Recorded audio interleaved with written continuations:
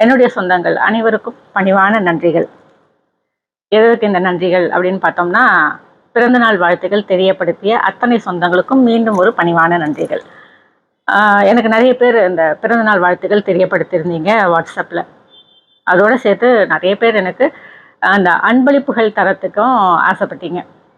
அன்பளிப்புகள் எங்களுக்கு உங்களுக்கு தரணும்னு ஆசையாக இருக்குது, உங்களுக்கு என்ன வேணும்னு சொல்லுங்கள் அப்படின்னு கேட்டிருந்தீங்க. உண்மையிலேயே நான் சொன்னது இதுதான், எனக்கு எந்த அன்பளிப்பும் வேண்டாம், உங்களுடைய அன்பு ஒன்று போதும், உங்களுடைய பிரார்த்தனையில் சில வினாடிகள் எனக்காக வேண்டிக்கிங்க, நம்முடைய சொந்தங்களுக்காக வேண்டிக்கிங்க, அது போதும் அப்படின்னு நான் சொல்லியிருந்தேன். உண்மையிலேயே இதைத்தான் நான் சொன்னேன்.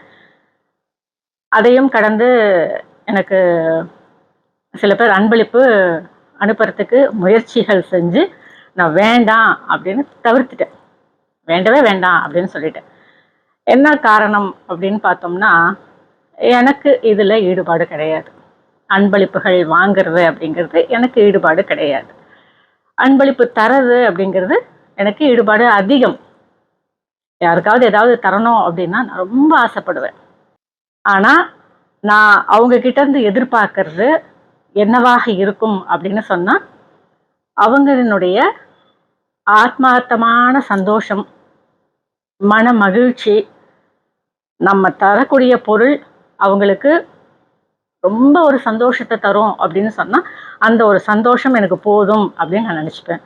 நம்ம கொடுக்கும்பொழுதே அந்த கிஃப்டை அவங்க பார்த்துட்டு, அவங்க முகத்தில் வரக்கூடிய அந்த ஒரு புன்னகை, ஒரு புத்துணர்ச்சி இருக்குது பாருங்க, அதுவே நமக்கு சொல்லிடும் இந்த அன்பளிப்பு அவங்கள எந்த அளவுக்கு பரவசப்படுத்துச்சு அப்படின்னு, சந்தோஷப்படுத்துச்சு அப்படின்னு.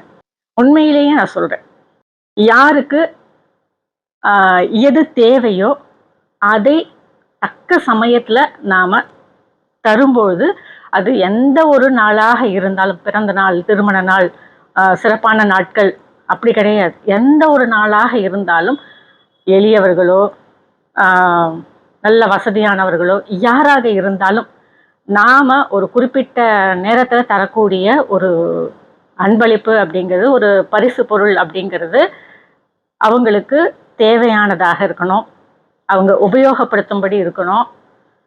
இன்னும் நிறைய விஷயங்கள் அதில் இருக்குது.